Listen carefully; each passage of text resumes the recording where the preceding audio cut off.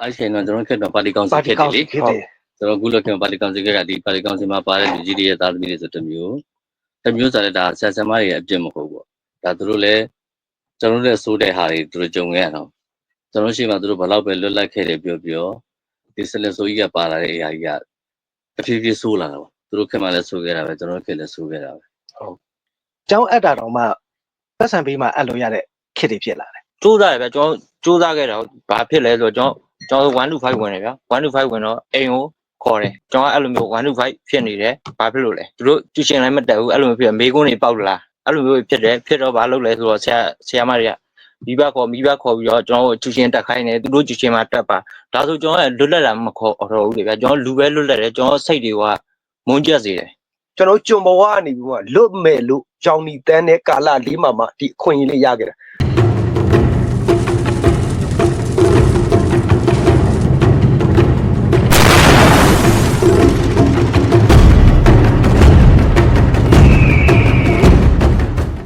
အဲ့ဒါဘယ်အစပြောရမလဲဆိုရင်ကျွန်တော်ဒီငယ်တုန်းကစပြီးတော့ကျောင်းစားတက်လာခဲ့တဲ့ချိန်ကာလပိုင်းခြားမှာဒီနေ့ဒီစကားဝိုင်းမှာစကားပြောလာနိုင်တာတွေကလည်းကျွန်တော်မူလတန်းအနေစပြီးတော့ကျွန်တော်ကပ်တူပညာသင်ကြားပေးလိုက်တာပဲဆိုတော့စနစ်တစ်ခုကြောင်းသားကျောင်းတက်တော့ဗောနော်ကျောင်းတက်ပြီးတော့အချိန်မှာcertificate ရဖို့အတွက်ကို fees ရတာ3လအဖီ3လအပြည့်မှာ fee သူတို့အတန်းပေးတာနဲ့ဌာနဆိုင်အတန်းခေါ်လိုက်ရှိနေကြမိဘတွန်းအားပေးလိုက်လို့ကိုလုတ်ချင်တဲ့အရာမဟုတ်ဘဲနဲ့မိဘတွန်းအားပေးလိုက်လို့မဟုတ်တင်မကြွေးထားနိုင်ဘူးဆိုလို့ရွေးချက်လိုက်ရတဲ့တရားကိုခိုင်ရောနော်ကိုခိုင်ဆိုတာကျောင်းဆရာဖြစ်ဖို့ဆရာတက်တဲ့ကောလိပ်ဟုတ်တယ်မလားပညာရေးတက်ဖို့တက်လိုက်ရတယ်ဗောနော်အဲ့ဒီအခြေအနေနဲ့ပတ်သက်ပြီးတော့မိမိကိုယ်တိုင်ကလည်းဒီပညာရေးကိုဖြတ်သန်းခဲ့တာဒီလွတ်လပ်ခြင်းနဲ့ဒီအခွင့်အရေးရလားမရလားမသိနေတဲ့ပညာရေးတစ်ခုကိုမိမိကိုယ်တိုင်မူကျော်ကနေပြီး10တန်းထိဖြတ်သန်းခဲ့ပြီပါ10တန်းအောင်မြင်ပြီးတဲ့အချိန်မှာကိုယ်တိုင်ဆရာပြန်လို့ရတော့မယ်ဗောနော်တေချာတော့ဆရာတော့မဖြစ်ခဲ့နေသေးဘူးဗောနော်ပညာရေးကောလိပ်ပြီးတော့ကျောင်းဆရာဖြစ်တော့မယ်အဲ့ဒီဆိုတော့ကိုခိုင်းစိတ်ထဲမှာဘယ်လိုမျိုးအာတိသားတွေနဲ့ဒီလိုကျောင်းတက်ဖြစ်ခဲ့လဲမိဘတွန်းအားပေးပြီမဲ့လေငါတော့ရွေးချယ်လို့မရတော့ကွာဒါတော့လုပ်ရတော့မယ်ဆိုတဲ့အခြေအနေမျိုးမှာဘယ်လိုရည်ရွယ်ချက်တွေဘယ်လိုမျိုးနဲ့စပြီးတော့သွားခဲ့လဲဗောနော်ကိုယ်တိုင်နဲ့ဘာဖြစ်လို့ဆိုတော့ဒီစနစ်ဒီပညာရေးရဲ့လွတ်လပ်ခြင်းနဲ့အခွင့်အရေးကြားထဲမှာလူလာဖြစ်လာတော့ကိုယ်တိုင်ပညာရေးကောလိပ်တက်ပြီးတော့မှဒီပညာရေးစီးပူပြီးကျောင်းဆရာလုပ်ရမယ့်အချိန်မှာဘယ်လိုစိတ်ကူးစိတ်သန်းမျိုးတွေရှိခဲ့လဲဗောဒါလေးလည်းမေးချင်လာကြအဲ့ဒါဘယ်အစပြောရမလဲဆိုရင်ကျွန်တော်ဒီငယ်တုန်းကစပြီးတော့ကျောင်းစားတက်လာခဲ့တဲ့ချိန်ကာလပိုင်းခြားမှာနည်းနည်းဘယ်လိုပြောရမလဲပြောင်းလဲလေးရှိရတယ်ကျွန်တော်ငယ်မူလတန်းအလယ်တန်းလောက်ထိဆိုလို့ရှိရင်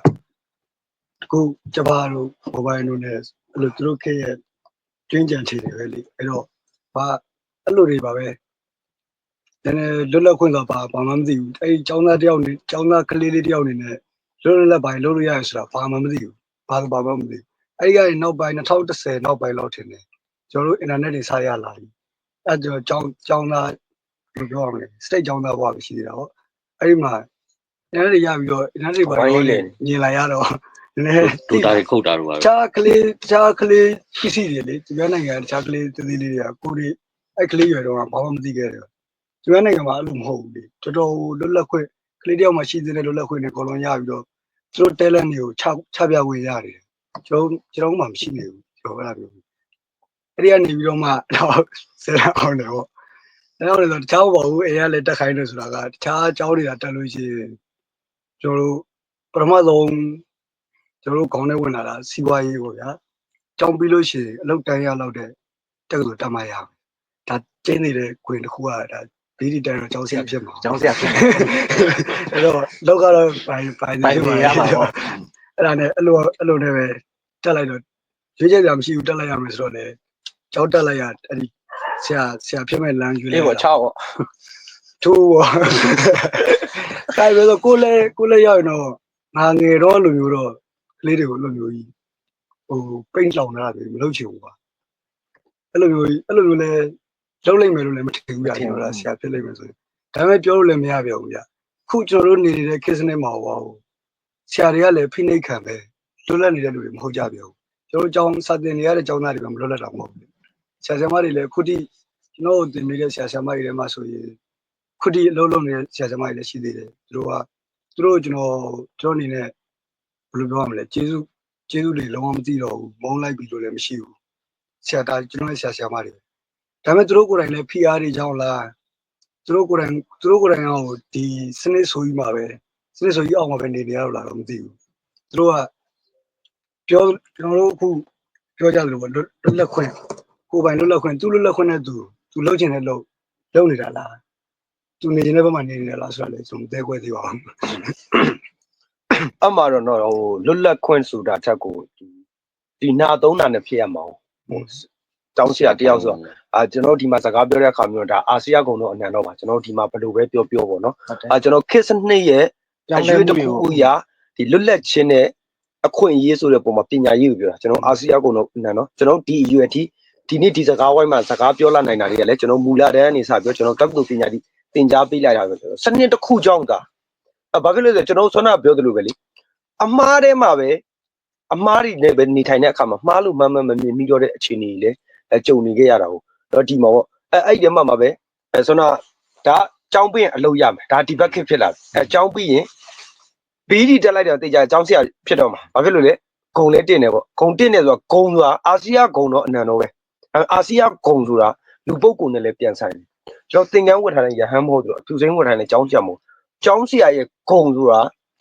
ာမိဘပြောပါတယ်ငါသားကြောင်းဆရာလို့ဂုံတာတင်တယ်တာလူယူသူရှင်ယူသူရှိတယ်တို့ပေမဲ့ကြောင်းဆရာတယောက်ဒီဆွမ်းနာကျွန်တော်ပြောလို့ဟိုသူလည်းပြောခဲ့တာမှားမှန်မတိမှားနေတဲ့အရာတွေကြောင့်ကျောင်းဆရာတွေရဲ့ဂုံမှိမ့်ရတာထို့တူပဲအဲ့ဒီမှာကျွန်တော်ခစ်တစ်ခုမှထွန်းဖုံးပြီးတော့မှကြောင်းလဲနေတဲ့ကျောင်းဆရာတွေလည်းအများကြီးရှိပါတယ်ဟိုတို့ပေမဲ့ကျွန်တော်နောက်လှည့်ကြည့်လို့ဟိုများတော့ပြအဲ့လိုဆရာတွေဆရာမတွေလည်းလူပြိုကြီးပြိုကြီးများတယ်ဘာလို့သူတို့လက်ကြည့်လို့ဘဝကိုဘာဖြစ်ရုပ်ကပ်မယ်ဆိုတော့စိတ်ဓာတ်နဲ့သွားလာတဲ့လူတွေများကြတာဟိုတကယ်လို့မိသားစုတွေတားရသမီးတွေရှိရင်တော့ဒီကျွန်တော်မိဘလည်းကျွန်တော်တို့ကိုပြည့်စုံတဲ့ဒီအဝတ်စားလေးအစပြည့်စုံထားခြင်းစိရှိမှဖြစ်တယ်လို့ဒီဆီယာမတွေမှာရှိတဲ့မိသားစုအခြေအနေကိုလည်းသူပြည့်စုံလေးတော့ထားခြင်းပါပဲလေအဲ့စိတ်တွေကြောင့်လည်းကျွန်တော်ခစ်ကြီးမကောင်းလို့သာဒီအမားတွေကိ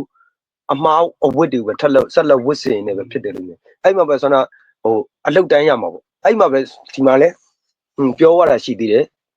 ကျွန်တော်ဒီဘက်2015ဒီဘက်မှာဆိုရင်တော့ဒီ intention တွေခေါ်လာတယ်အကြောင်းနေရနေပြီးတော့မှဒီအပြင်ကုမ္ပဏီကနေပြီးတော့မှဝင်လာတယ်ကြက်ရအကြောင်းပြီးတာနဲ့အလုပ်ရမဲ့အခွင့်အရေးတွေဖန်တီးလာတယ်ဒါဆိုရင်ကျွန်တော်စစ်ချွန်ဘဝကနေလွတ်သွားတဲ့ခဏတကာလာလေးထို့အတူပဲကျွန်တော်ဒါဦးစမိုင်းတို့မင်းကြီးတို့လက်ထက်မှာလည်းကျွန်တော်ကြားခဲ့ရတယ်ပေါ့နော်ကြောင်းပြီးရင်ဟိုဒီနိုင်ငံရဲ့ဒီ graduate လိုအပ်ချက်တအားများနေတဲ့အခြေအနေမျိုးဖြစ်တဲ့ကြောင့်မို့လို့ကျောင်းသားတွေကတော့ရွေးချယ်ရတာမဟုတ်ဘူးဟုတ်ကျောင်းသားတွေကတော့ပြန်ရွေးချယ်နေအလုပ်တရားနေပြီးတော့ဒီလိုခက်မဲ့မခံရွေးချယ်နေရတာမဟုတ်ဘဲနဲ့ဆိုပြီးတော့အဲ့လိုမျိုးလေးသိရသေးတယ်အဲ့ဒီပုံမှာဟိုမင်းကြီးရောဦးစမိုင်းရောပြောပြပြီးပေါ့ဗျကျွန်တော်တို့ကျောင်းပြီးကျောင်းတက်တော့ဗောနော်ကျောင်းတက်ပြီးတော့အချိန်မှာဟို certificate ရဖို့အတွက်ကို fees ရတာ3လအဲ့ fees 3လအပြည့်မှာ fees သူတို့အတန်းပေးတာနဲ့ဌာနဆိုင်အတန်းခေါ်လိုက်တယ်ဒါကြောင့်ဟိုစပြီးတော့ကျောင်းပြီးတွေကဟိုကလည်းသူအစိုးရဌာနတွေကကျွန်တော်တို့ဟိုတတ်ရင်ပေါ့နော်တတ်ရင်မှာဟို mining ဆိုတော့တတ်ရင်နဲ့ຫນွယ်တော့တတ်ရင်နဲ့တက်ဆိုင်တဲ့နေရာတွေအဲ့နေရာတွေမှာဘယ်မိုင်းကခေါ်ပဲဘယ်ဆိုင်ကခေါ်ပဲဆိုပြီးတော့လန့်ခေါ်ပဲဘယ်ဆိုင်ကဘလောက်ဘယ်မိုင်းကဘလောက်ဆိုပြီးတော့3လ fees ဆင်းအဲ့ဆိုင်ကမှဆင်းတယ်ဆိုင်ကမှဆင်းအဲ့ဆိုင်ကလူကြီးတွေကပဲသဘောကျပြီတခါတည်းသူတို့ကပဲတန်းပြီးတော့အလုပ်တဲ့တန်းခေါ်ခဲ့အဲ့လိုခွင့်ရလေးတွေရခဲ့တာပေါ့လေကျွန်တော်တို့အဲ့ဒီအကြောင်းဒီ final ဖြေတဲ့အချိန်ပေါ့ final ဖြေပြီးတဲ့နောက်ဆုံးနေ့ဆိုလို့ချင်းကျွန်တော်တို့ရဲ့ white ဒီအကြောင်း white book မှာလာကတ်တယ်ဒ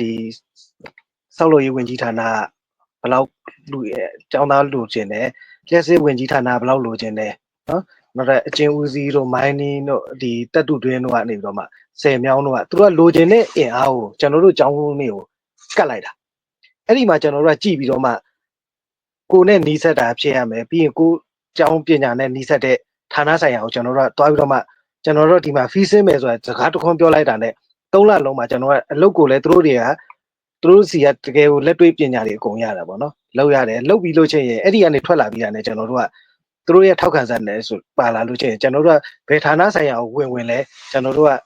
အလွယ်တကူကိုရွေးချယ်ခွင့်လည်းရှိခဲ့တယ်ဗျဒါပေမဲ့အဲ့ဒီဥစ္စာဒီဘယ်မှာပြီးသွားတော့ဆို98အထိပဲပြီးသွားတယ်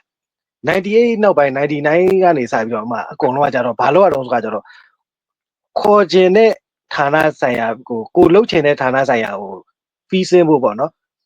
အနုညွတ်တောင်းပန်ရတဲ့ခေတ်ဖြစ်သွားတယ်အဲ့ဒီအချိန်ကနောက်ပိုင်းကတော့ဒီဟိုကျောင်းသားအင်အားများလာတာလည်းပါတယ်လို့ အနေထားတစ်ခုကလည်းသူတို့ကရွေးချယ်ခွင့်မှာသူတို့ဒီအရင်တော့သူတို့ကျောင်းသားရွေးချယ်တာအဲ့ဒီ69နောက်ပိုင်းမှာကျတော့သူတို့ကရွေးချယ်တဲ့ခွင့်ဖြစ်သွားပြီသူတို့လက်ခံခြင်းမလက်ခံတာဥပမာကျွန်တော်ကျောင်းသားတယောက်ကဒီမှာဖီးလာစစ်စဲမယ်ဆိုရင်တော့မှဒီမှာတော့လူရင်းအပြည့်နေသေးတယ်စောက်လို့ရင်းနဲ့သွားလို့မရရင်စောက်လို့ရမဟုတ်ရင်10မြောင်းသွားရတယ်ဒါတခြားမေဂျာနဲ့ပတ်သက်လို့ပေါ့အဲ့ဒီ EP နဲ့ပတ်သက်တဲ့လူဆိုလို့ချင်းဒီလက်စစ်ရုံးမှာကျွန်တော်တို့ကတွားပြီးတော့မှဖီးစင်းချင်တယ်ဆိုရင်တော့သူကလက်မခံတခြား EPC ရုံးကိုတွားရတာလက်ခံတယ်ဒါပေမဲ့အရင်တော့ကျတော့ကျွန်တော်တို့တကယ်ဒီ main ခွဲရုံတွေမှာပို့တာနောက်ပိုင်းကျတော့ဘာလို့ဆိုမီတာလိုက်ဖတ်တာခေါ်တယ်ကြောင်ထိုးထားတဲ့နေရာမျိုးလေပြီးရင်သူတို့ဆင်းသွားလို့ရှိရင်လည်းသူတို့ဒီဌာနဆိုင်ရာနေပါမှာသူတို့ဒီចောင်းသားတယောက်ကိုထောက်ခံချက်ပေးရတာပေါ့နော်ဒီចောင်းသားရဲ့ပညာရည်ချင်းနဲ့ဒီလောက်ကင်သွားတာတွေနဲ့ပေါ့အဲ့ဒါဆိုလို့ချင်းလည်းသူတို့ကပြီးရောပဲထိုးလိုက်တာဘာလို့ဆိုကျွန်တော်တို့ကအဲ့ဒီထောက်ခံချက်ရတဲ့ဆိုရင်တော့မှကျွန်တော်တို့ကအစစ်ကျွန်တော်တို့ကအလုပ်ပြန်လျှောက်ရသေးတယ်ဗျာလျှောက်တဲ့အချိန်မှာဆိုလို့ချင်းလည်းခဏနေရကျွန်တော်ပြောလို့ပေါ့သူတို့ကရွေးချယ်ရတဲ့လူဖြစ်တဲ့အတွက်ကြောင့်ကိုကလက်ပိုက်ဝင်มาရတော့တဲ့အဆင့်တွေဖြစ်ကုန်တာဒါဒီအလုပ်ဒီကျောင်းပညာရေးနဲ့ပတ်သက်ပြီးမှဒီလူငယ်တွေရဲ့ရွေးချယ်မှုပေါ့နော်အဲ့မှာပဲဆိုတော့လက်ပိုက်ဝင်တယ်ဆိုတာလေးသွားအမှတ်ရလို့ကျွန်တော်တို့ကျောင်းသားဘဝတော့ဆိုဘာမှမသိဘူးကျွန်တော်လက်အုပ်ချီရတာလက်အုပ်ချီကဘာလာမယ်လက်အုပ်ချီဘာမှမသိခဲ့ဘူးဒါအဲ့ဘာမှမသိပဲလက်အုပ်ချီရဲ့စနစ်ဟိဆိုရင်လေဒီကညီငယ်တွေရဲ့2010နောက်ပိုင်းအခြေအနေမှာဆိုပြောင်းလဲခဲ့ရတယ်ပေါ့နော်ပြောင်းလဲခွင့်ရခဲ့တယ်သူတို့ကပဲပြန်ပြီးတော့မှဒီအနာဂတ်ကိုထွန်းတောက်အောင်လုပ်ပြီးမဲ့ဒီကလေးတွေအတွက်ဆိုပြီးတော့မှပြန်တဲ့အလေးပေးဆက်ဆံမှုတွေပြန်ရရှိခဲ့တယ်ပေါ့နော်ဒီဟာဆိုရင်လည်းကျွန်တော်တို့ကရောချခံရတာပေါ့နော်ကျွန်တော်တို့လွတ်လပ်ခြင်းရှိမရှိဆိုရင်တော့ကျွန်တော်တို့9တန်းလောက်မှာတော့ကျွန်တော်တို့ရှိကို3ကောက်ချူတွေရောက်လာ3ကောက်ချူဆိုတော့ဘာလဲဆိုတော့ပြည်သူ့ကြံ့ခိုင်တဲ့ဖွံ့ဖြိုးရေးအဖွဲ့ဝင်ပေါ့ပါတီတော့မဖြစ်သေးဘူးအဲ့အချိန်မှာတော့သူတို့က2010တော့ကိုကြိုလာရသွားနေတာလားမသိဘူးသူတို့ကတော့ကြိုပြင်ဆင်နေတာပေါ့နော်တိုင်းပြည်ကိုအာဏာရှင်မှန်သမျှဘယ်အာဏာရှင်မဆိုသူတို့ကဖိနှိမ်ထားပြီးတော့မှမဖွံ့ဖြိုးအောင်ထားပြီးတော့မှသူတို့ပုံစံသွင်းကြတယ်ပေါ့ပုံစံသွင်းကြတယ်မှာအဲ့ချိန်မှာတွေကစတာပေါ့နော်ကျောင်းဆရာမတွေဆိုတော့အဲ့ကတ်နဲ့အဲ့ကတ်ရှိရင်ကျွန်တော်ဘတ်ကားလကားစီလို့ရတယ်ကားလကားယထာလကားစီလို့ရတယ်ပြီးထူးကျွံကအစအဲ့ဒီကတ်ထဲမှာအဲ့အဖွဲ့ဝင်ဆိုရင်ထူးကျွံဖြစ်ခွင့်ရတာတို့နော်ကျွန်တော်ပြီးကျောင်းလေးလာရေးခကြီးပြီးစစ်သမိုင်းပြတိုက်သွားလေးလာရင်အလကားကြည့်ဝင်လေးလာခွင့်တို့စစ်သမိုင်းပြတိုက်မျိုးသားပြတိုက်သွားလေးလာရင်အလကားဝင်ခွင့်တို့ဆိုပြီးတော့မှဒါကျွန်တော်တို့ဆွဲလို့ဆွဲမှမသိပဲနဲ့ဒါကျွန်တော်တို့ចောင်းသားအခွင့်အရေးပေါ့မသိဒီဟာလေးကဝင်လိုက်ဘာမှမဟုတ်ဘူးဒါဒေတာကောင်းမှုပေါ့ဟုတ်တယ်မလားကျွန်တော်ကြက်ခိုင်တဲ့ဖွံ့ဖြိုးရေးဆိုတာလေးကနာမည်လေးကတော်တော်လှရလေအဲ့ဒီမှာပဲဒေတာဖွံ့ဖြိုးဖို့ဆိုပြီးတော့မှတို့ပြင်မဲ့ကျွန်တော်တို့ចောင်းသားတွေကိုပုံစံရိုက်သွင်းခံရပြီးတော့မှအဖက်ကအနှိမ်ခံရတယ်ဒါအပြင်မှာပဲចောင်းဆရာမတွေပဲဖောင်ကြီးဆိုပြီးတော့မှပဲသူချုပ်ချယ်မှုပေါင်းတွေကိုတွတ်သွင်းခဲ့တယ်တို့ပြင်မဲ့ကျွန်တော်နေခဲ့တဲ့စစ်ကြုံအာနာရှင်ကြုံဘဝတွေမှာတော့ဘယ်အာနာရှင်မဆိုပြည်သူပြည်သားတွေပညာတတ်မှာတော့အားကြောက်ကြတယ်အဲ့ဒီအတွက်ကြောင့်မို့လို့သူတို့ဘောင်နေခတ်ကြတယ်ဘလို့ဘောင်နေခတ်လဲဆိုရင်ကျွန်တော်တခုပြောပြအောင်မယ်ကျွန်တော်တို့မှာဒီအပင်းရောဝမ်းရေးအဓိကပဲလေကျွန်တော်တို့ဒီဆယ်တန်းအောင်နဲ့တန်းတူတက်ပြီးွားရင်ကျွန်တော်တို့ကဝမ်းရေးပဲလေဝမ်းရေးကိုကျွန်တော်ကိုရက်တည်နိုင်မှုလို့ကျွန်တော်ကြိုးစားရမှာကျွန်တော်တို့မှာအလောက်ကန်အခွင့်နဲ့အင်မတန်နေပါတယ်အနေပါတဲ့အချိန်မျိုးပါဆိုကျွန်တော်တို့တော်တော်များများရွေးချယ်ကြပါတယ်ကျောင်းဆရာမြတ်မတူနာပြု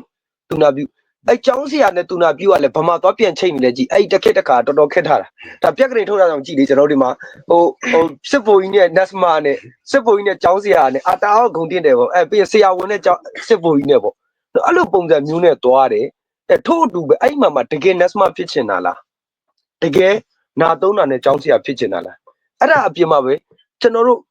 DSC တက်ပါတယ်ဆိုတဲ့လူတွေအကုန်လုံးတကယ်တိုင်းပြည်ချစ်စိတ်နဲ့တက်ခဲ့တာလားကျွန်တော်တို့တိုင်းပြည်ရဲ့အုပ်ချုပ်မှုစနစ်အမှားကြောင့်ကျွန်တော်တို့ရဲ့ရွေးချယ်ခွင့်တွေကလွတ်လပ်စွာအခွင့်အရေးမရနိုင်ဘူးလွတ်လပ်ခြင်းလည်းမရှိနိုင်ဘူးကျွန်တော်ဖေးကြတဲ့စစ်ဖို့တယောက်ဖြစ်ဖို့အတွက်အနည်းဆုံး300ကုန်300နဲ့200ကြာဘာဖြစ်လို့လဲကျွန်တော်တို့ DSC စင်းမျိုးကရှေ့တန်းပို့အပို့ခံမလားဒါမှမဟုတ်နေရာကောင်းရောက်ဖို့လိုမလားနော်ဒီအတွက်တွေကိုလည်းနောက်ကနေပေါ်မှာလိုက်ပို့ပတ်နေအဲ့ဒီအတွက်ကြောင့်ကျွန်တော်တို့နိုင်ငံမှာကြည့်တကယ်ဝါသနာပါလို့နတ်စမလုံးမဲ့လူရဲ့အခွင့်အရေးပျောက်ဆုံးခဲ့ရတယ်ဘာဖြစ်လို့တစ်နှစ်မှာဘယ်လောက်ပဲခုံမယ်ဆိုတဲ့အတိုင်းတာမှာတော့အကျက်အသေးနဲ့ရွေးချယ်ခဲ့တယ်ထို့အတူပဲနောက်ထပ်ဘာထက်ရှိလာလဲအဲကျောင်းဆရာပြီးတော့တကယ်ကျောင်းဆရာကိုဝါသနာနာသုံးတာနဲ့တွားကျင်တဲ့လူကလည်းငပိအိုးတဲ့ခေါင်းဆိုင်မစင်းတော့ဘူးဆိုတဲ့စိတ်နဲ့ကျောင်းဆရာမလို့ဘဝဟုတ်ပဲအပြစ်မှာကလေးတွေကိုစနာလိုမျိုးအသုံးလုံးဖြစ်ဖြစ် နိုင်တဲ့ဝင်လေးရနေပြီးအခမဲ့အကြောင်းလေးတွေပရာဟိတအကြောင်းတွေမှာပဲစာလိုက်ပြတော့ဝါသနာပိုင်းလို့အဲ့ထို့အတူပဲတိုင်းပြည်ချစ်တဲ့လူတွေကလည်းစစ်ဗိုလ်ကြီးလှုပ်ချင်ပင်မဲ့လေငပိအိုးတော့မစင်းတော့လေဟုတ်ငပိနဲ့တော့ညနေတော့ဒါကျွန်တော်အကြိုက်ဆုံးအစားအစာဒါပေမဲ့နန်တဲ့အရာနဲ့ညွှန်တာဒီအပုတ်တဲ့အမိုက်ပုံနဲ့တော့ခုံမစင်းတော့ဘာဖြစ်လဲသူများနဲ့ရောပြီးကိုပါရောအနံခံမယ်ဆိုပြီးစနစ်နဲ့ကျွန်တော်တို့မှာတော့ဒီအာနာရှင်စနစ်မှာဖြတ်တန်းသမျှတော့ကျွန်တော်ပညာရေးကတော့လွတ်လပ်ခြင်းရောအခွင့်အရေးတွေရောစစ်အာဏာရှင်ဘဝတွေမှာစစ်ကြုံဘဝတွေမှာတော့မရနိုင်ကြဘူးပေါ့နော်ကျွန်တော်အရွေးတိုင်းပြည်အရွေးပြောင်းတစ်ခုမှာတော့ကျွန်တော်ရရှိခဲ့တယ်ကျွန်တော်အမြင်ကတော့ဒီလိုမျိုးမြင်ပြီးရောပေါ့နော်ဟိုအဲ့ဒီကနေပါစပြောမှာဟုတ်ကိုချက်ဖတ်ပါပြောလို့လည်းဟုတ် အဲ့မှာပေါ့နော်ဒါကျွန်တော်တို့မှမဟုတ်ပါဘူးကျွန်တော်တို့ကတော့ဟိုစကားခံထားသလိုပေါ့ကျွန်တော်တို့ကကြားထဲမှာကျွန်တော်တို့ဟိုခေအပြောင်းလဲကာလမှာကျွန်တော်တို့ကြုံရဒါတော့အဖြစ်ဒီ90ဝင်းကျင်ဖွေးတဲ့ကောင်တွေတော်တော်တန်ပါတယ်လို့ပြောလို့ရမယ်အကုန်တက်ကြလိုက်မြင်းကြလိုက်နေကလတ်တိုင်းတော့အဲ့လိုမျိုးဟုတ်ကလတ်တိုင်းတော့မဟုတ်ဘူးနော်ဒါကိုချက်ဖတ်စကားတော့ပြောတာမဟုတ်ကျွန်တော်တို့အင်မတန်ဂုံယူရဗျဘာလို့လဲဆိုတော့ကျွန်တော်တို့ကဟို1990ပတ်ချလင်မှာလူလာဖြစ်တဲ့လူတွေကဟိုလဲမိတယ်လို့ဒီလဲမိတယ်လို့ပြီးရစက်ကူးမကူးကိုလည်းမိလိုက်တယ်ကျွန်တော်ပုံမလေးပြောနေဗျရေဒီယိုကနေပြီးတော့မှမြို့လိုက်ဝေးတလွယ်ကိုလေးဖြတ်တင်ပေးရတယ်တန်တော်ဆွဲတယ်ခုံလုံးလေးလိမ့်ကတဲ့ဘေးထွက်သွားရတာဒါလေးကိုနားထောင်ပြီးတော့မှမြန်မာနိုင်ပြီဆိုပြီးထားကားတဲ့အဆင့်ကနေကျွန်တော်တို့ဒီမှာဟို2013စီဂိတ်ကျွန်တော်တူနာကွန်းမှာကျွန်တော်ကိုယ်တိုင်အားပေးခွင့်ရလာတဲ့အခြေအနေပေါ့နော်ဟိုကျွန်တော်တို့ကတော့ပုံဝင်ပြောတော့နောက်ပြန်မသွားကြည့်ဘူးကြာအဲ့ဘက်ကျတော့ဒီတော်လိုက်ရေးကိုကျွန်တော်တို့ကရောက်ချလာကျွန်တော်နိုင်ငံရေးနားလည်လို့မို့ကျွန်တော်လွတ်လပ်ခွင့်တွေတိလာလို့ကျွန်တော်ဒီကျွန်တော်ဟိုမှာ2010ဆိုလေဟိုအင်တာနက်လိုင်းတွေရတဲ့အချိန်မှာဘယ်လိုပဲဝင်ကျွန်တော်တို့အလုံးလေးလို့အပိတ်ခံရတဲ့များတဲ့အချိန်မှာကျွန်တော်ဒီဘက်2010နောက်ပိုင်းကိုကြည့်လိုက်အဲ့ရက်ရွာတရွာကိုလျှက်စမီရအောင်ပဲလုပ်ပြလိုက်နောက်နှစ်သွားကြည့်လိုက်သူတို့ရဲ့ကျမ်းမာရေးအစပညာရေးစနစ်သူတို့လိလာမှုသူတို့ဉာဏ်ကွန်မြူမှုတွေရအစအကုန်လုံးကိုပြောင်းလဲသွားတယ်ကျွန်တော်ထင်မခိုးရနဲ့လို့လိုက်ပြောစရာမလိုသူတို့ဘယ်လိုထိန်းသိမ်းရမလဲဆိုတော့သူတို့ကောင်းကောင်းသိတယ်ဒီလိုမျိုးတွေပေါ့နော်ဒါကိုဖြတ်ပြောရမယ်ဆိုတော့ကျွန်တော်လွတ်လပ်ခြင်းဆိုအဲ့ဒါလေးလွတ်လပ်ခြင်းဆိုဘာလဲဆိုကျွန်တော်ထင်တယ်လွတ်လပ်ခြင်းဆိုဟိုလွတ်လပ်သွားမယ်လာမယ်စားမယ်တောက်မယ်ဆင်းမယ်ဆိုတော့လွတ်လပ်ခြင်းဆိုဒုတိယရဲ့ဟိုအခြေခံလိုအပ်ချက်တွေပြည့်စုံမှုနံပါတ်1နံပါတ်2ကတောင်းဝန်တရား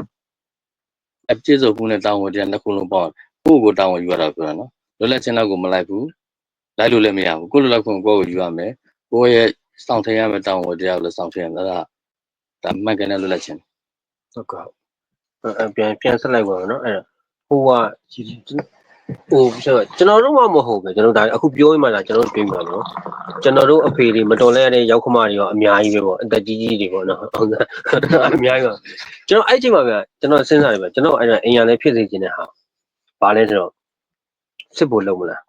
အဲ့လိုကြောင်းစရာပေါ့ကျွန်တော်စောစောဟိုကျွန်တော်နောက်တော့ပြောရတယ်လို့ပဲကျွန်တော်တို့အဲ့မှာဟို net စမတော့မဟုတ်ဘူးနော်အဲ့မှာအဲ့လိုမျိုးဝန်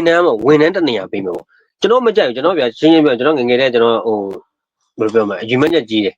ဘာလို့မှန်းတာမသိတာကြီးကြီးကျယ်အားကြီးလုပ်ချင်တဲ့ကောင်ဆိုတော့ကျွန်တော်စီးပွားရေးပဲချမယ်ပတ်စံရတယ်မို့အိမ်ကလူတွေကကြမဟုတ်ဘူးဂုံရှိတယ်ပတ်စံရတယ်အစိုးရဝန်ထမ်းလုပ်ဆိုတဲ့အနေထားတစ်ခုအစိုးရဝန်ထမ်းတကယ်ကိုပတ်စံရလို့လားဘာလို့အဲ့လိုမျိုးဒါဆိုလို့ရှိရင်ဗျာကျွန်တော်တို့ဟိုတိတယ်ပြောမှကျောင်းဆက်ကြောက်ဝင်ဘယ်လောက်ဟိုကျွန်တော်တိတော့တသိန်းကျော်အဲ့လောက်ဝင်နေဗျာ2သိန်းမကျော်ကျွန်တော်တိတော့ဟောစံဖြစ်နေရှင်ပါကျွန်တော်အဲ့လောက်ကြီးတော့ကျွန်တော်ဘွားယူမဖြတ်တန်းညုံဗျာရှင်းရှင်းနဲ့အစိုးရအလုပ်ဆိုတဲ့အနေထားကြီးတခုမှာကျွန်တော်တို့စီးပွားရေးလုပ်ချင်တယ်ဆိုတဲ့အနေထားအိမ်ကလည်းမရဘူးပြီးလို့ရှိရင်အမှဟိုကြားငါဥစားဖြစ်တော့အဲ့မတော်လဲအဲ့လိုရောက်ခမတွေမှာတခြားသူတွေဟာမရဘူးသူသမီးဆိုလို့ရှိရင်ဒီမှပေးစားမှာတော့ဒီလိုအစိုးရဝင်နေမှာပေးစားမှာလို့ဆိုရမှာဘာတွေများအခွင့်အရေးတွေရလို့လဲဘာလို့ဒီဟာဆိုသိကြရပြန်ကျွန်တော်တို့အိမ်ကလူတွေဒါလူကြီးတွေနော်ကျွန်တော်တို့အိမ်ကလူတွေမိဘတွေမိအဖတွေကအစဒါကြီးကိုအခွင့်အရေးတရက်လို့မြင်နေတာဗျာတဲ့မှာဒါကြီးဆိုလို့ရှိရင်ဒါကျွန်တော်တို့ဘယ်လိုအကြောင်းရနေကြောင်းဒီလိုမျိုးလောက်ခိုင်းနေတယ်လည်းမဟုတ်ဘူးဦးစမိုင်းတို့ဆိုတာကျွန်တော်တို့ဟိုအဖေရွယ်အဖိုးရွယ်တွေတော့တဲ့မှာငယ်တယ်နော်အဲ့လိုမျိုးထားမှာကျွန်တော်မေးခွန်းထုတ်ချင်တာပါဘာလို့ဒီလိုမျိုးတွေကျွန်တော်တို့အဲ့လိုမျိုးအစိုးရဝန်ထမ်းတွေကိုထည့်တာလဲဆိုတဲ့နေမှာဟိုသိချင်တာပေါ့ကျွန်တော်အမြင်ကြတော့ဘာဖြစ်လို့အစိုးရဝန်ထမ်းကိုလုပ်ဝင်စေချင်လို့ဆိုတော့အဲ့ဒီကကြတော့တရားဝင်လုပ်ပိုင်ခွင့်တွေများတယ်လို့လည်းကျွန်တော်မြင်တယ်ဗျဥပမာကျန်တဲ့လူကျူရှင်ပြတာနဲ့ចောင်းဆရာကျူရှင်ပြတာចောင်းဆရာကျူရှင်ပြတာကိုပဲလက်ခံမယ်လေဟုတ်တယ်မလားဆရာဝန်မဟုတ်တဲ့လူဆေးကူတာနဲ့ဆရာဝန်အပြင်ဆေးကန်းထိုင်တာနဲ့ဆရာဝန်ဆေးအပြင်ဆေးကန်းထိုင်တာကိုပဲတွက်ကူကြမယ်လေဟုတ်တယ်မလားအဲ့တော့အစိုးရဝန်ထမ်းဆိုတဲ့အချိန်ကလာစာညီလေးပြောသလိုမျိုးပဲတသိန်းကျော်တော့ရတယ်ဒါပေမဲ့နောက်ထပ်လုတ်ပိုင်ခွင့်တွေမှာသူတို့မှရှိနေတယ်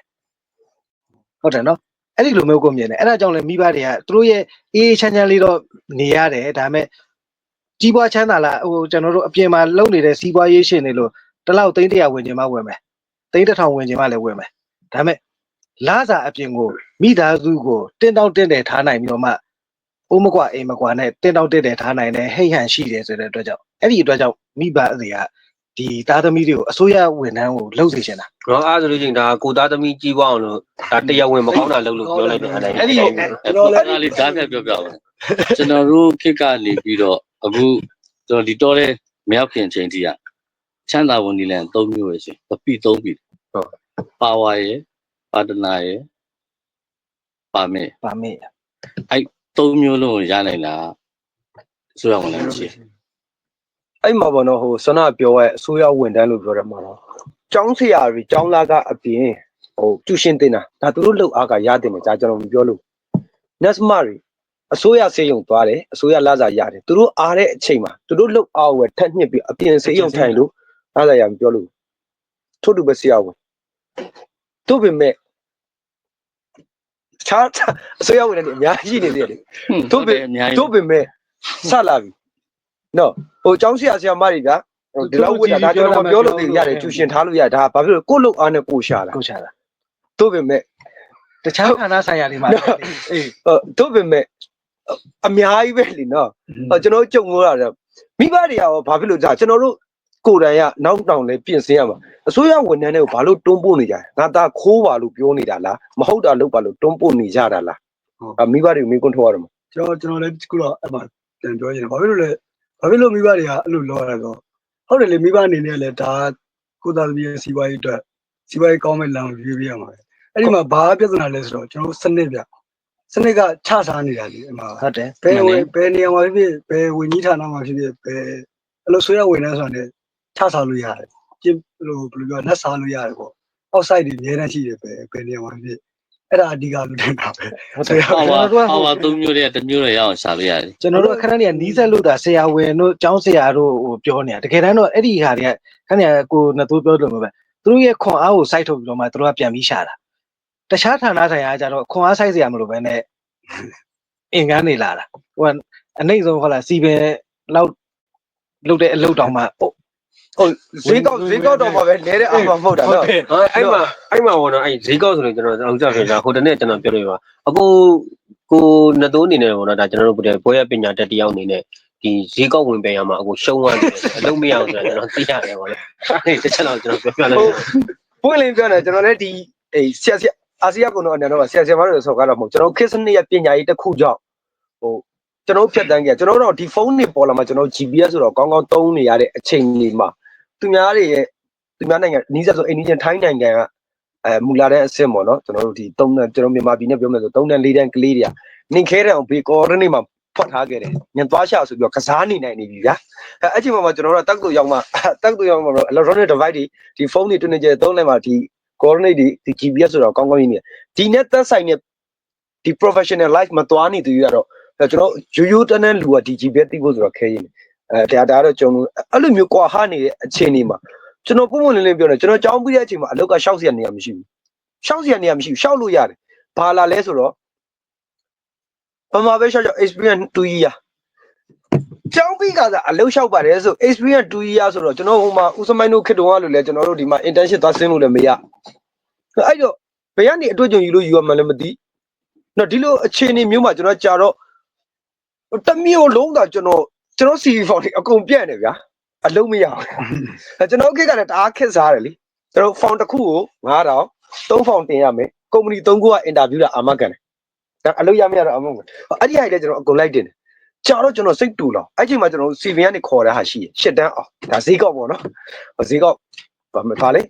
ဲအငယ်တန်းစီး1လား2လားဒါတော့ကျွန်တော်မမှတ်မိတော့လို့ဒါမှားခြင်းနဲ့မှားမှာနော်အဲ့ဒီအချိန်မှာကျွန်တော်ရှစ်တန်းအောင်နဲ့ခေါ်တော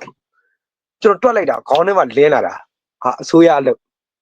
်ငါပညာရေးချင်းတော့နောက်မှတဖြည်းဖြည်းချင်းတက်မယ်ရှစ်တန်းအောင်ငါဘွဲရသွားလျှောက်ရမှာပဲဆိုပြီးတော့တစ်ထစ်ချလေးနဲ့ဒါတဲ့ကိုယုံကြည်ရဲ့အပြည့်နဲ့သွားလျှောက်တယ်ကျွန်တော်ဟိုရောက်တဲ့အချိန်မှာစိတ်တက်ကြကြီးပြန်လာပါတယ် ဖောင်မှာကြည့်လိုက်တာဘွဲရတယ်ကြည့်ပဲရှစ်တန်းအောင်ခေါ်တာကျွန်တော်နိုင်ငံရဲ့ပညာရေးစနစ်ကစပြီးတော့နော်စနစ်တစ်ခုရဲ့အစိုးရတော့တတ်မှတ်လိုက်တာတော့ရှစ်တန်းအောင်ပဲတို့မှဖောင်လဲတော့တင်လိုက်ဘွဲရတယ်ကြည့်ဘလို့မတင်တယ်မြမှားနေလားပေါ့အဲ့ဒီကကိုတယောက်ကိုကျွန်တော်တင်တဲ့နေရာမှားများနေလားအမကြီးမမောင်းနေတယ်ဒါဒီခေါ်တဲ့ဒီအငယ်တန်းစီရှစ်တန်းအောင်ခေါ်တာမဟုတ်လားဆရာမကြီးဟောတာရဲ့ဒါတော့မှဘွဲရနဲ့လာချတယ်ပဲဒီနေရာနောက်မှပြန်တွေးကြည့်တာဘွဲရတယောက်ကလည်းကျွန်တော်တို့ဟုတ်အပြင်မှာအလုံးလုံးနေတဲ့အချိန်ဦးသိန်းစိန်လက်ထက်အရောက်ပေါ့စကူးမကူကာလာမှာကျွန်တော်ဖုန်းနေလဲတော်တော်စီရိုက်9သိန်းလို့ပေါ့နော်ဟုတ်တယ်9သိန်းဦးသိန်းစိန်လက်ထက်ရောက်မှ2သိန်းကနေပေါ့9000လို့1500လို့စဖြစ်တာအဲ့ကျမှ9သိန်းဖုန်းကျွန်တော်ရွေးကောက်မလုပ်ခင်ကာလာစကူးမကူကာလာဒီမှာ9သိန်းဖုန်းနေစိတ်ကောက9သိန်းဖုန်းကင်နိုင်နေပြီကျွန်တော်အဲ့တော့အပြင်ရောက်မှအဲ့ဒါကိုရှောက်ပြီးတော့မှစိတ်တက်ကြပြီမရှောက်ဖြစ်တော့ပဲနောက်ပိုင်းလိုက်စုံစမ်းကြည့်တော့မှဒီအခြေအနေကိုသွားတွေ့တာဟုတ်အဲ့ဒါကြောင့်မို့မိဘတွေလည်းအစိုးရဝင်နေဖြစ်စေချင်တယ်ဆိုတာငါသားတောက်နဲ့ပတ်စံရအောင်မသိကွာတနိုင်ငံလုံးကတော့အထက်ကထိခိုးနေတာပဲကွာမထူးတော့ပါဘူးရောတော့ခိုးစားတော့ဆိုပြီးတော့မှတွန်းပေးလိုက်လာတော့လည်းမသိပါဘူးတော့အဲ့လိုပုံစံမျိုးကြောင့်တော့အဲ့လိုလေးစဉ်းစားတာတော့မဟုတ်ပါမိဘကောင်းတဲ့ခွင့်လေးကိုရအောင်စုတ်တာလေဟိုကိုတော့စင်စီမြင်းရစေချင်တာဒါမိဘတွေရဲ့စေတနာပေါ့နော်ဒါအခုဒီမှာလည်းကျွန်တော်ပြောတယ်ပေါ့နော်ခဏနေဟိုမိဘတွေရဲ့စိတ်ဆန္ဒကတော့ဒီခဏနေမကောင်းတဲ့အကြောင်းဝင်ငွေတွေကြောင့်ဒီအစိုးရဌာနတွေဝင်တာခိုင်းတာတော့မဟုတ်ဘူးဒါပေမဲ့အဲ့လိုရည်ရွယ်ချက်တော့မရှိဘူးဒါပေမဲ့အခြေအနေပေးနေတဲ့အတွက်ကြောင့်မိုးခါးရည်တွေတောက်နေကြတာအကုန်လုံးသပွဲဝိုင်းတစ်ခုမှဗျာသူ့နာလက်မှတ်ထိုးဖို့သူကခဏအင်တင်နေလုံနေရင်လက်မှတ်ထိုးမဲ့စာအုပ်ထဲမှာပတ်စံလို့ရောက်လာပြီအဲ့တော့သူကနေပြီးတော့မှကျွန်တော်ဘက်ကိုပြန်လွှဲလာပြီကျွန်တော်အဆင့်မှာလဲကျွန်တော်ကဟိုလိုဒီလိုဟိုတယောက်စကားလမ်းပြောလို့ဒီတယောက်စကားလမ်းပြောနေဆိုတော်တော်နဲ့မပြီးနိုင်တော့မစောင့်နိုင်တော့အဲ့လိုမျိုးတွေဆိုအစိုးရဝန်ထမ်းလုပ်ရင်နဲ့မှချစားသွားတာမိဘတွေကတွတ်တင်တော့ကတော့ဒီဘယ်လိုပြောမလဲဂုံဆိုတဲ့ဟာနဲ့တော့တင်တာနောက်ပိုင်းမှာကျွန်တော်ပြောလို့မျိုးလေကျွန်တော်တို့တွေခေတ်တုန်းကကျူရှင်ယူဖို့ကျွန်တော်တို့ကခက်ခဲတယ်ချက်တယ်ဒါပေမဲ့နောက်ကလေးတွေကြတော့ကျူရှင်မယူရင်သိမ့်ခဲ့တယ်ကျူရှင်ယူရမှဂုံတက်တယ်လေအခုလည်းအတူတူပဲမိဘတွေကျွန်တော်တို့ခေတ်တွေတုန်းကမိဘတွေကနိုင်ငံအကျိုးပြုစေခြင်းနဲ့ကိုယ်ပညာရေးလေးနဲ့ဟုတ်တယ်မလားဘယ်ဌာနလေးပဲရောက်ဆိုပြီးတော့မှနိုင်ငံအကျိုးပြုစေခြင်းလို့အစိုးရဌာနတွေကိုထည့်တယ်ဒါပေမဲ့နောက်လူငယ်တွေမှာကြတော့အစိုးရဌာနမှာအလုပ်လုပ်ရင်ဝင်ငွေရတယ်ဆိုတာသိတဲ့အတွက်ကြောင့်အစိုးရဌာနကိုဝင်တိုးကြတယ်ဒီလောက်ပဲကွာသွားတာဟုတ်အဲ့ပေါ့အခွင့်အရေးရလို့လုပ်တဲ့ဟာတွေကြီးဖြစ်သွားတယ်ကျွန်တော်နိုင်ငံရဲ့စနစ်ကြီးရောပေါ့နော်ဟိုတခိုးအကြီးစားကြီးရာရှိနေတာဖြစ်တဲ့အတွက်ကြောင့်မို့လို့ဟိုကျွန်တော်နိုင်ငံတော့ဥပဒေနဲ့မလွတ်အောင်တမင်လုပ်ထားတာဟုတ်ဒါကျွန်တော် TV တွေတော့မှပဲ license မရှိဖမ်းနေတာပဲဟိုဇာကနာတော့ Gmail ကြောင့်ဆိုပြီးတော့ဟိုဖမ်းလို့ရအောင်လို့ဆိုပြီးတော့တမင်ဟပြီးထားတဲ့ဟာတွေလည်းအများကြီးပဲဒါဒီသူတို့အာဏာရှင်စနစ်ရဲ့ဒါလှုပ်ဆောင်မှုတွေပဲလေသူတို့နိုင်ငံသားတွေကတော်ကနန်းဟိုလန့်ဆန်လာပြီဆိုအချိန်မျိုးကုတ်လို့ရအောင်လို့ဆိုပြီးဖန်တီးထားရထို့အတူပဲငါတို့လည်းခိုးတို့မင်းတို့လည်းခိုးဒီနိုင်ငံကြီးကဒီတိုင်းပဲဆိုတာမျိုးကြီးပဲပုံရိုက်သွင်းတယ်လို့ရုံမထွက်နိုင်အောင်ဖန်တီးထားတဲ့ယာကြီးလို့လည်းမြင်တယ်ပေါ့နော်တမီးနဲ့လှုပ်ထားတာပေါ့နော်ဟိုကျွန်တော်ဘယ်လိုပဲတွေးလေနော်ကျွန်တော်ဒါတော်လိုင်းအလွန်ကာလာကြတယ်ဒါတွေကတကယ်လွတ်လပ်ခွင့်လားမိဘတွေရောမိမိကိုယ်တိုင်အလုပ်ရွေးချယ်မဲ့သူတွေအတွက်ကိုဒါတွေရောပြင်ဆင်ထားအောင်ပေါ့ကျွန်တော်စိတ်တိုင်းကြငင်းဆန်ပါပေါ့နော်ဒီအစိုးရဝန်ထမ်းတယောက်ကိုကျွန်တော်တို့ဒီလုံလောက်တဲ့လာစာနှုံထားတာပေးနိုင်ငံတော်ဝင်ငွေနဲ့ကျွန်တော်မပေးနိုင်ကြတော့အကြောင်းမရှိဘူးဟိုဒူးစီစကေးမှာ3,900,000သူတို့ကတကယ်လို့လာစာ9သိန်းပေးမယ်ဟိဆိုရောချားနိုင်ငံတွေမှာအစိုးရဝန်ထမ်းလာစာတအားကောင်းတယ်နောက်ထပ်ပင်စင်မှာရှိတယ်ပြင်တကယ်နိုင်ငံတော်အကျိုးပြုနေရလို့အစိုးရဝန်ထမ်းလုပ်ကြတယ်ကျွန်တော်နိုင်ငံမှာတော့မဟုတ်ဘူးတကယ်နိုင်ငံကိုလုပ်ချင်လို့လည်းမဟုတ်ဘူးဘာဖြစ်လို့လဲကျွန်တော်တို့မှာမျက်စိတစုံမကြည့်ပြတော့ကျွန်တော်တို့ကိုဝမ်းကြီးအတွက်ပဲကိုရုံးကန်ကာလာတယ်မဖြစ်ပြအောင်လေအဲ့လိုမျိုးဖန်တီးထားတဲ့စနစ်တစ်ခုကြောင့်အဲ့လိုမျိုးတွာလာနေရတဲ့အခြေအနေမျိုးကြောင့်ပေါ့နော်ဟိုအဲ့ဒီမှာပဲကျွန်တော်ဆက်ပြီးတော့ပဲဟိုခဏကိုချက်ဖောက်ပေါ့နော်ဟိုကိုတိုင်းစီးပွားရေးလုပ်မှာပေါ့သူထည့်ပြောသွားသေးတယ်အဲ့မှာကိုချက်ဖအနေနဲ့ကိုချက်ဖအရွယ်ကိုချက်ဖရှိနေတဲ့အချိန်ကိုချက်ဖရှိနေတဲ့ခစ်အရာစီးပွားရေးလုပ်ရောလွတ်လပ်ခြင်းနဲ့စီးပွားရေးလုပ်ပိုင်ခွင့်အခွင့်အလမ်းတွေရောရမယ်လို့ရောဟိုမြင်မိလားပေါ့ရမယ်လို့မြင်မိရဗျအဲ့ချိန်မှာဘာလို့လဲဆိုတော့ကျွန်တော်တို့မျိုးတောက်လို့အမျိုးတော့မတောက်ဘူးအမျိုးမတောက်တယ်ဘာလို့စီးပွားရေးမှာအမျိုးတွေကိုအားကိုးလို့မရဘူးသူက logic ရအောင်အတိတွေကိုအားကိုးလို့မရဘူးစီးပွားရေးလုပ်မယ်ဆိုလို့ရှိရင်အကျွေးတွေပဲပြီးပြီးတော့ဟိုဆက်ပြောတာဒီစကွိုင်းလေးတွေပြောတော့စာမေးပွဲတောင်မေးခွန်းရလာတယ်ဆိုပါမင်းရပဲတင်းနေတယ်အဲ့ဒါကြောင့်ဟုတ်တယ်မို့ကျွန်တော်တို့ဒီစီးပွားရေးဆိုတဲ့မှာအဲ့ချိန်မှာဗျာကျွန်တော်တို့ဟိုအသေးသားအလက်စားစီးပွားရေးလုပ်ငန်းတွေအများကြီးပေါ်လာတယ်ပြီးလို့ရှိရင်ကျွန်တော်တို့ဘာဖြစ်လာလဲဆိုတော့ဒီဟို online ပေါ့ online တော်တော် internet ကောင်းကောင်းရလာတယ်ကျွန်တော်တို့ဆိုလို့ရှိရင်ဆက်ဆက်ပြောဟိုဒီ site ရဲ့ကွန်ပျူတာသုံးတတ်ဖို့ဆိုလို့ရှိရင်ကျွန်တော်တို့ဒီကျောင်းမှာတော့မတင်ရဘူး ဒါပေမဲ့ဘာလို့ဂိမ်းဆိုင်မှာသွားပြီးတင်ရတယ်တက်မှာဂျီတော့နဲ့သွားပြီးချက်ရတယ်ဒါပေမဲ့စာရေးတွေမှာမြန်လာတယ်ဆိုတော့ဒါကိုယ်ရုံးကန်ခဲ့တဲ့ဟာပေါ့နော်အဲ့မှာဘာဖြစ်လဲစီးပွားရေးတော်တော်ပွင့်လာတယ်ပွင့်လင်းလာကျွန်တော်ဒီဟိုအင်တာနက်ပေါ့အဓိကတော့အင်တာနက်ရတယ်မီးတွေမှန်လာတယ်ဆိုတော့အနေထားတစ်ခုမှကျွန်တော်လုံးချင်တာလို့လည်းမသိတဲ့ဟာတွေဗျာကျွန်တော်ဥပမာဘာသိချင်လဲကျွန်တော် YouTube ခောက်လို့ရမှန်းသိလာတယ်ကျွန်တော် Google မှာသွားပြီးရှာလို့ရမှန်းသိလာတဲ့အနေထားအဲ့ဒီကနေမှကျွန်တော်တို့ကဒီဘက်မှာပြန်ကြည့်မယ်ဆိုလို့ရှိရင်လည်းဟိုအကြီးတွေအဲ့တော့လည်းကျွန်တော်ဒီပြပရင်းနှီးမှုကတော့အဲ့လိုကြီးမဝင်ဘူးဒါပေမဲ့ဘာဖြစ်လဲဆိုတော့အဲ့တခြားတွေကနေလာငွေကြီးအသေးစားငွေကြီးလေးကြီးတဲ့ဟိုချီးပေးတယ်ဟာတွေဝင်လာပြီးတော့အလက်စားအသေးစားလေးတွေအများကြီးပေါ်လာတယ်အကုန်လုံးအဆင်ပြေလာကြတယ်တပိုင်းတနိုင်ပေါ့အဲ့ဒီထားမှာဒါကျွန်တော်စီးပွားရေးလုပ်မယ်ဆိုပြီးတော့တွေးတာပေါ့နော်ဒါအခုချိန်မှာတွေးဆိုအခုချိန်မှာလုံလားဆိုတော့ကျွန်တော်မလုံနိုင်တော့ဘူးဘာလို့ဆိုဟိုကုန်စည်နှုန်းတွေကလည်းကြီးပါနေအမျက်နဲ့ဟုတ်စားနေဆိုလို့ညတာ discount နေဖြစ်ကုန်တယ်တဲ့မှာဟိုအိမ်ရမယ်ပြန်ထောက်မယ်ဆိုတော့အနေတိုင်းချမ်းသာဖို့ဆိုတော့မကောင်းတာဒီခေတ်ဆိုတော့ဟိုဂိတ်တစ်ခုထိုင်ပြီးတော့တောင်းမှပဲရတယ်ပါလေအဲ့ဒါလေးတစ်ချက်ဖြတ်မယ်အဲ့ချိန်ကဘယ်ချိန်လောက်ဖြစ်လဲကျွန်တော်အကြောင်းပြီးတာဒီ2019ပေါ့2019မှာအကြောင်းပြီးတယ်ဒါပေမဲ့ကျွန်တော်အဲ့ဟိုဟာကိုကျတော့ဒီအကြောင်းမပြီးခင်တည်းက2018ဦးသိန်းစင်လက်ထက်နော်ကျွန်တော်အင်တာနက်လေးတွေစရလာဟုတ်တယ်အဲ့ပြောချင်တာကျွန်တော်တို့ရပိုင်ခွင့်ခုနလေလွတ်လပ်ခြင်းအတွက်ကိုအခြေခံလူခွင့်ရေးလေးတွေစရလာတယ်ထင်တာကျွန်တော်မြင်ပေါ့နော်အင်တာနက်လေးတွေသုံးခွင့်ရလာတယ်ရင်တော့မရှိလေအဲ့မှာကျွန်တော်သိလာတာလေကျွန်တော်အဲ့မှာအဲ့ဒီအခွင့်အရေးဆိုတဲ့ဟောတော့ကျွန်တော်အဲ့ကာနာမှာကျွန်တော်နည်းနည်းလေးတက်လို့ရောက်တဲ့အချိန်မှာသိတယ်အဲ့ဒါကျွန်တော်တို့အခွင့်အရေးရတာမဟုတ်အခွင့်အရေးအဲ့ဒီဟာအရင်တည်းကရတင်တာဘာလို့လဲဆိုကျွန်တော်တို့ဖုန်းတစ်လုံးမြန်ကျွန်တော်ပြော330ပေးကန်တယ်ကျွန်တော်မှတ်မိနေတယ်ကျွန်တော်ကိုယ်တိုင်ဟုတ်တယ်330လေးနဲ့စားတဲ့ဖုန်းနေဟုတ်စကားစား60ကျော်လောက်ထိရှိသေးတယ်ဖုန်းတစ်လုံးကက်လေးတော့အဲ့ဒါတော့မှပဲတော်တဲ့တက်တဲ့လူတွေကဝါအောင်ကင်ပြီးတော့မှဘလာတော့ပန်းချလဲဆိုရင်အဲ့ဒီမှာတော့ဟိုကျွန်တော်ခေတ်အဆက်ဆက်ဘယင်ယူတွေပေါ့နော်ဘယင်ယူတွေမိဖုရားယူတွေကငါတို့ပဲကင်မယ်အဲ့ဒီအဆင့်တွေပေးမကင်နဲ့ဆိုတဲ့ပုံစံမျိုးနဲ့တမင်ချိုးထားတဲ့အခြေအနေလည်းအများကြီးရှိတာဟုတ်ပြီးတော့မှအဲ့မှာတဖြည်းဖြည်းနဲ့ကျွန်တော်တို့တွေဒီမှာ2သိန်းတို့ပြီးလို့ရှိရင်ကျွန်တော်ဆို1500ထိရောက်လာကျွန်တော်တို့အဲ့ချိန်မှာတော့ပျော်တာပေါ့အရန်တက်မှာဟာငါတို့ဖုန်းတစ်လုံး1500မဟုတ်သူများနိုင်ငံမှာအစိုးရကဒီဈေးပဲဗျာကျွန်တော်ကိုကြီးဂျင်းလက်ခံနေတာတက်မှာဒါပေမဲ့မသိဘူးဒါပေမဲ့ဘာဖြစ်လဲကျွန်တော်တို့ကဟိုဒီအဲ့ချိန်မှာအုပ်ချုပ်တဲ့သူတွေပြောမယ်ကျွန်တော်စစ်ကောင်စီအသုံးမကျတော့ပြောတယ်တောင်းညံကောင်းတယ်သူတို့အုပ်ချုပ်နေတယ်ကျွန်တော်တို့ရိုက်သွင်းတဲ့ဟာတွေကအားတော်တာဒါအရန်တော်တယ်ဗျာကျွန်တော်တိုင်းပြည်တွေပြောလို့ပါငါတို့ပျော်နေတာတက်မှာဟာထောင်ကနေရတော့တစ်ဖက်ကကြည့်တော့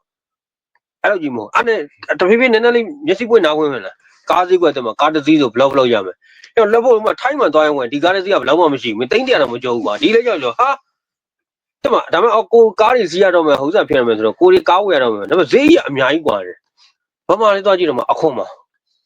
တကားစီကဘယ်လောက်မှမကြည့်ဒါပေမဲ့အဲ့ကြောင့်ကျွန်တော်တို့တခါတည်းကြလို့ရှိရင်ကျွန်တော်တို့အခွင့်အရေးပေးတယ်တိုင်းပြည်ကောင်းမှုဆိုပြီးတော့လုပ်တယ်ဒါပေမဲ့မတိလိုက်မတိပါနဲ့ပဲစနေထဲကိုတွင်းပြီးတော့ကျွန်တော်ပြောကြလေးပေးလိုက်ပြန်ဆွဲဆော်ခေါ်လိုက်ပြောကြလေးပေးလိုက်ဆိုပြီးတော့ဟိုတိုင်းရင်ပြောရင်တော့စင်တာလည်းဖြစ်မှာဆိုလို့မပြောတော့ရပြီနဲ့မှာအဲ့ဒါဘယ်လောက်ကညံကောင်းလဲဆိုဟိုကိုနတို့ပြောခဲ့တယ်မလားဒီခိုင်ပြော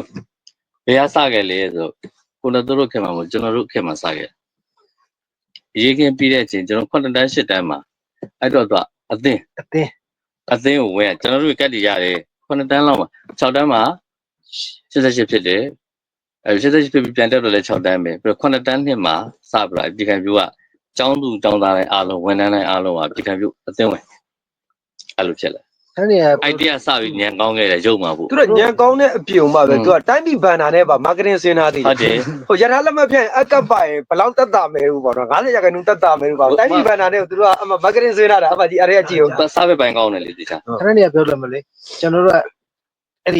ီဒီခိုင်ဖြိုးကပ်ပါလို့ရှိရင်ရေချောင်းသိပ်ပံခေါ်တာတို့လေချောင်းတို့ခေါ်တာတို့သူကခေါ်တာရှိတယ်ပြီးရင်ကွန်ပျူတာသင်တန်းဆိုတဲ့ခဏနေရပြောတဲ့ကြက်ဖပြောတဲ့သင်တန်းနဲ့ဒီကျောင်းသားတွေကိုဖွင့်ဖြိုးတိုးတက်တဲ့အပိုင်းကိုများခေါ်ပြီးခါကျတော့သူတို့ရဲ့လက်အောက်ထဲကိုသွင်းပလိုက်တာအခွင့်အရေးပေးတယ်လို့နဲ့ဒီလူတွေရဲ့ဒီလူငယ်တွေရဲ့အခွင့်အရေးတွေကိုသူတို့ကချုပ်ကင်ပလိုက်တာဒါပေမဲ့လူငယ်တွေကပါထင်လိုက်တော့ဆိုတာငါတို့အခွင့်အရေးရတယ်လို့ပဲထင်လိုက်တာအခွင့်အရေးအပြစ်မှာဘဝအာမခံချက်တစ်ခုရှိတယ်ဆိုတော့ mindset ကကျွန်တော်မှဆွဲသွားတာဒီသူတို့နဲ့ပတ်သက်ပြီးအလုပ်လုပ်ဖြစ်တယ်ဆိုရင်ကျွန်တော်ဘဝအာမခံချက်ရှိတယ်ဆိုတော့ဒါကကျွန်တော်မှမဟုတ်မိဘတွေရောပေါ့နော်ကျွန်တော်ဒါမိဘတွေဆိုရင်တစ်ချိန်ကလူငယ်ပဲလေဒီခေတ်ဆက်ဆက်ကိုဖြတ်တန်းလာတဲ့အချိန်မှာဒီ mindset ကတော့ဆွဲသွားတယ်လို့မြင်မိရပဲတော့ဟုတ်ဒီအဲ့လိုမျိုးပေါ်မှာဆွမ်းနာဒီ SME ပေါ့နော် SME နဲ့ပတ်သက်ပြီးတော့ဒီအသေးစားအလတ်စားလုပ်ငန်းလေးနဲ့ပတ်သက်ပြီးတော့မှဒါဟိုနေ့ကဒီရင်းကြီးပြောပြတာလေးရှိသေးတယ်ဒီကျွန်တော်တို့ကတော့လွတ်လပ်နေတယ်ငါတို့လွတ်လပ်ခွင့်ရခဲ့တယ်လို့ပဲမြင်နေပေမဲ့ဒီပေါ်မှာဆိုရင်လေဒါအများကြီးရှိနေတယ်အဲ့ဒါကို မင်းရဲ့တစ်ချက်တော့ ရှင်းဝေးမပြောတော့ပါဘူး ရှုပ်ပေါ်ပါဆိုတော့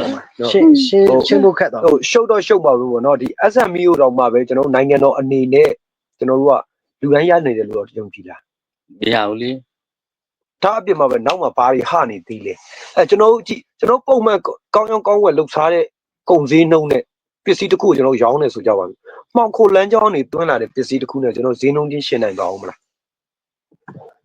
ရှင်းနိုင်ကြတော့မရှိဘူး တော့ဒီမှာပေါ့ကျွန်တော်စီးပွားရေးလွတ်လပ်ခွင့်ဆိုလည်းဒီဟာဒီအပိုင်းကြီးပါလာတယ်ကျွန်တော်ဒါငါတူလေးမှုလို့ကွာလမ်းကြောင်းဂိတ်သွားလှုပ်ပေးလိုက်ပ